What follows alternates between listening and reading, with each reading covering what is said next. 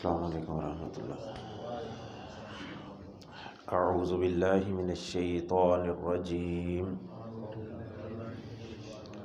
بسم اللہ الرحمن الرحیم۔ وَإِنَّ لُوطًا لَمِنَ الْمُرْسَلِينَ إِذْ نَجَّيْنَاهُ وَأَهْلَهُ أَجْمَعِينَ إِلَّا عَجُوزًا فِي الْغَابِرِينَ ثُمَّ دَمَّرْنَا الْآخَرِينَ وَإِنَّكُمْ لَتَمُرُّونَ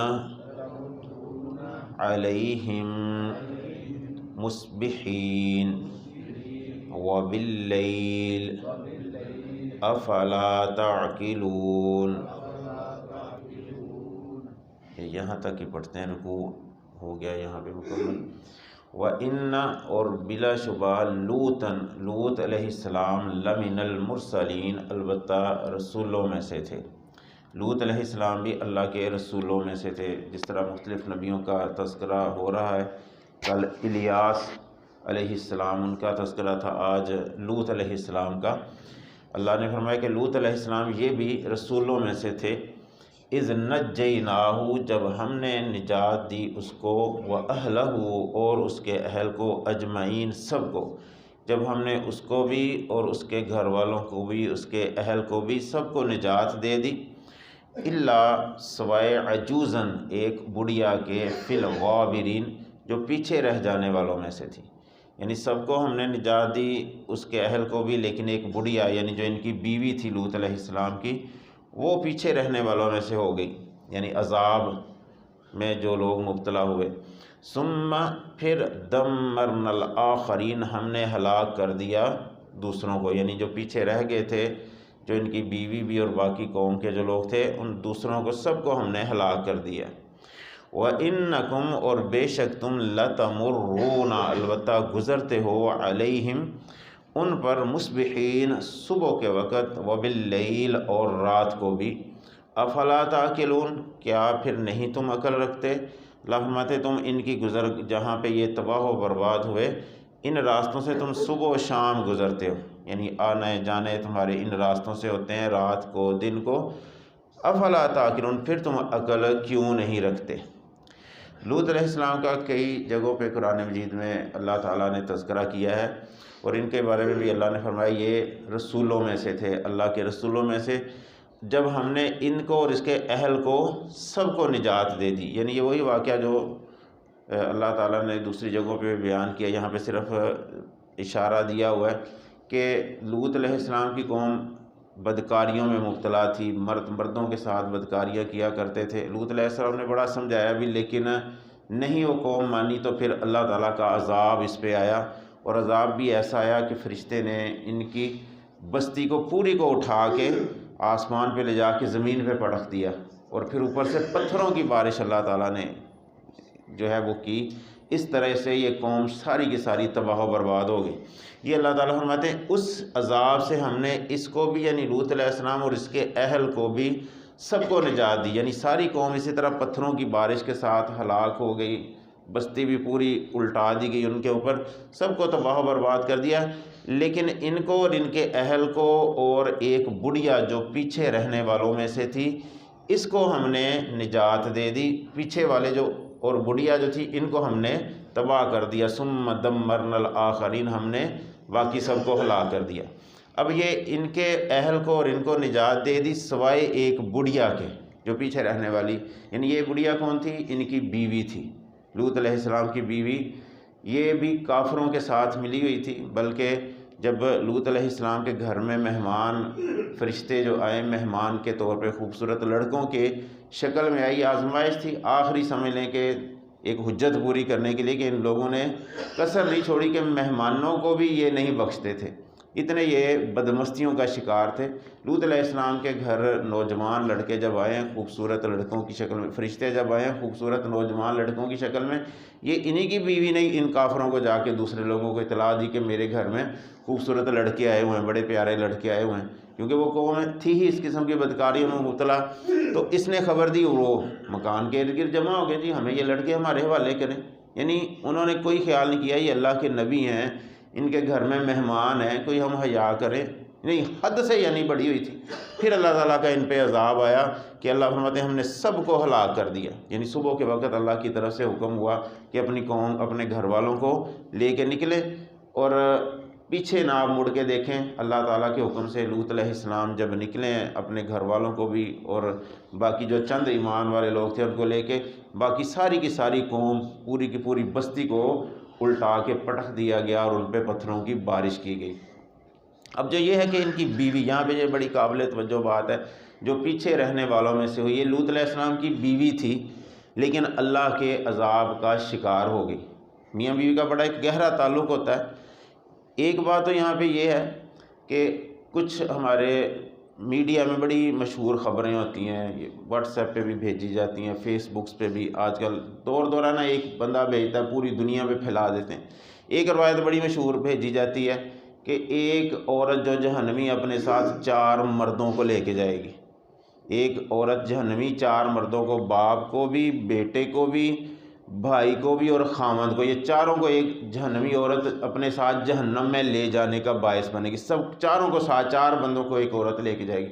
اب یہ عام حدیث کے طور پہ جو ہے بھیجی جاتی ہے، جبکہ یہ کوئی ایسی حدیث نہیں ہے۔ ہر بندہ جو ہے اپنے عمل کا خود جواب دے۔ یہاں پہ بیوی ہے کس کی؟ نبی کی۔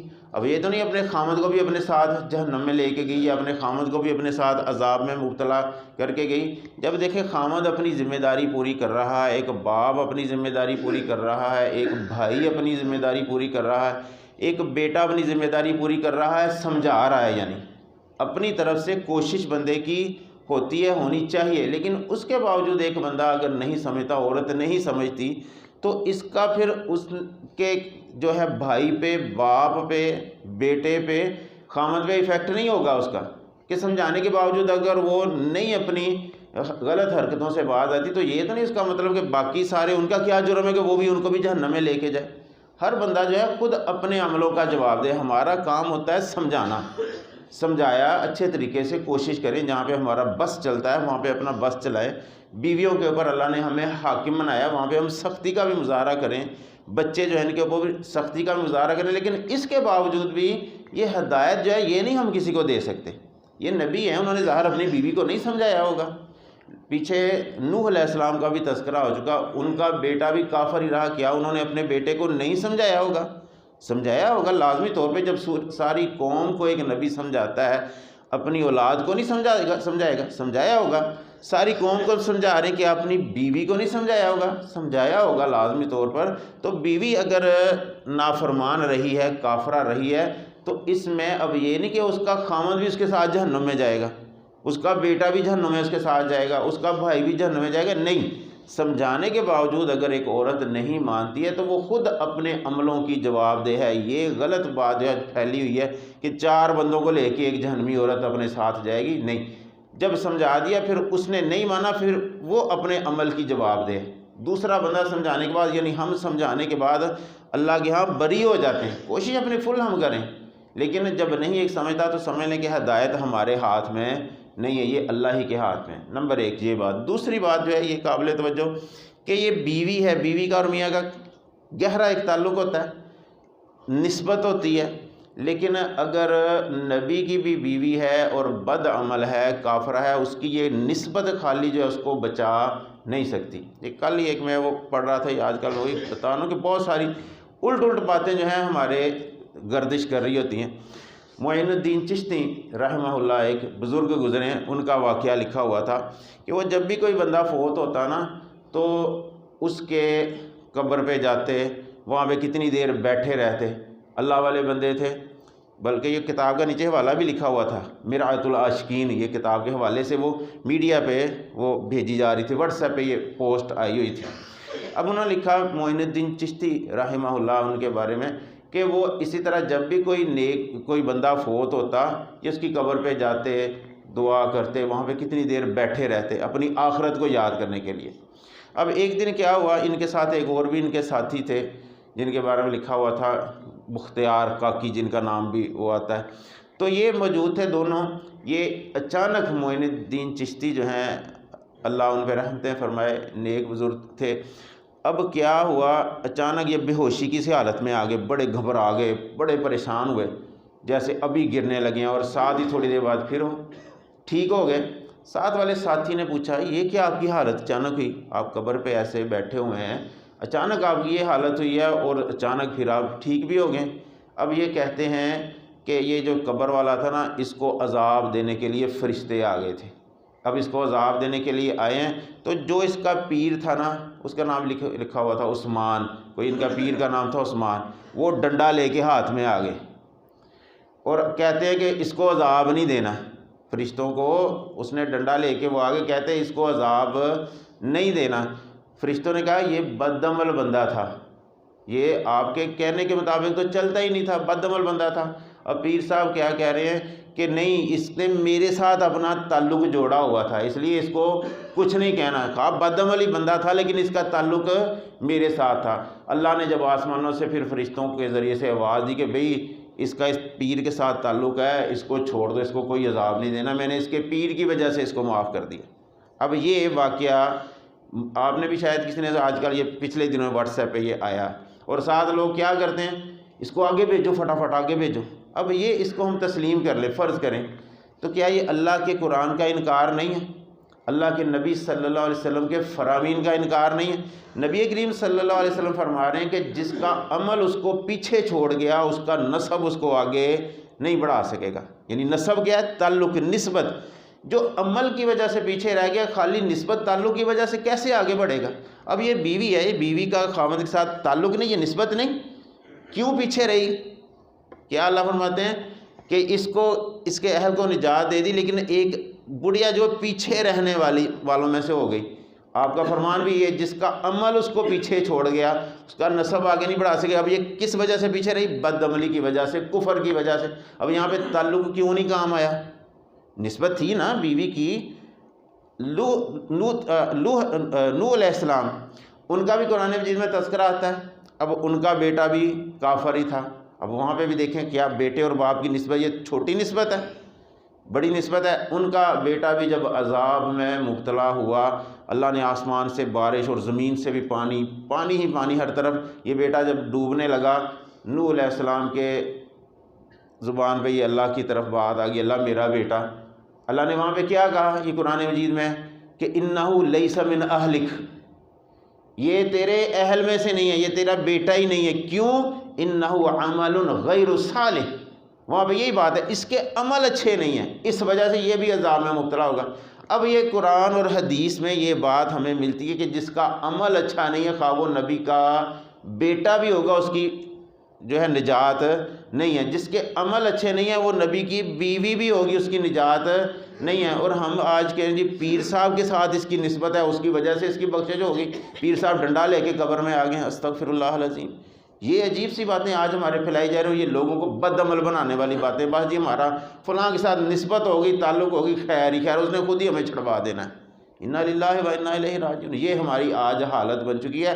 اگر ہمارا عمل نہیں ہوگا، ہم نبی کے بھی بیٹے ہوں گے، نبی کے بھی باپ ہوں گے، نبی کی بھی بیوی ہوگی، کسی کی کوئی نجات کا سلسلہ نہیں ہے۔ ابراہیم علیہ السلام کا پیچھے پڑھا ہم نے، باپ تھا نا ان کا، وہ بھی کافر۔ کیا باپ اور بیٹے کا تعلق کام آیا؟ بیٹے کا اور باپ کا، بیوی کا اور خامد کا تعلق کام آیا؟ نہیں۔ محض تعلق سے کام نہیں بنتا۔ ہم کہیں کہ ہمارا اللہ کے نبی صلی اللہ علیہ وسلم کے ساتھ بڑا گہرا تعلق ہے، ہم آپ کے بڑے عاشق ہیں، ہم آپ کے ساتھ بڑی ہماری نسبت ہے، اگر ہم بھی بد عمل ہوئے، ہمارا یہ خالی تعلق کام نہیں آئے گا۔ یہ نبی کریم صلی اللہ علیہ وسلم کا فرمان ہے۔ آپ نے فرمایا فاطمہ تو میری بیٹی ہے، اگر تیرا عمل تجھے پیچھے چھوڑ گیا نا تو میں تجھے آگے نہیں لے کے جا سکوں گا۔ یہ نہ سمجھنا کہ میں نبی کی بیٹی ہوں، جو کچھ مرضی کروں، نہیں، عمل کرنا، عمل۔ ان کو بھی آپ نے کس طرف راغب کیا؟ عمل کی طرف۔ تو عمل کے ساتھ ہمارا معاملہ بنا ہے۔ وہ علامہ اقبال کا شعر ہے نا، عمل سے زندگی بنتی ہے، یہ جنت بھی اور جہنم بھی، یہ خاکی اپنی فطرت میں نہ نوری ہے نہ ناری ہے۔ یعنی یہ خاکی جو ہے انسان کے یہ نہ نوری ہے نہ ناری، یعنی نہ جہنمی ہے نہ یہ جنتی ہے، یہ عمل کے ساتھ اس کی زندگی کا معاملہ بننا ہے۔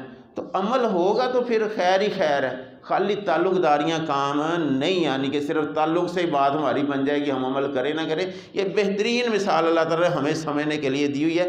بیوی ہے لیکن اللہ فرماتے ہیں ہم نے سب کو ہلاک کر دیا اور یہ بیوی بھی ان کی پیچھے رہنے والوں میں سے ہوگی، اللہ کے عذاب میں آ گئی۔ کیوں؟ کافرہ تھی، بد عمل تھی، اس لیے یہ بھی اللہ کے عذاب کا شکار ہو گئی۔ اور اللہ فرماتے ہیں وَإِنَّكُمْ لَتَمُرُّونَ عَلَيْهِمْ مُصْبِحِينَ وَبِاللَّيْلِ، تم صبح و شام ان کے علاقوں سے گزرتے ہو جہاں پہ یہ عذاب پہ مبتلا ہوئے، ان کے نام و نشان لوگوں کا مٹ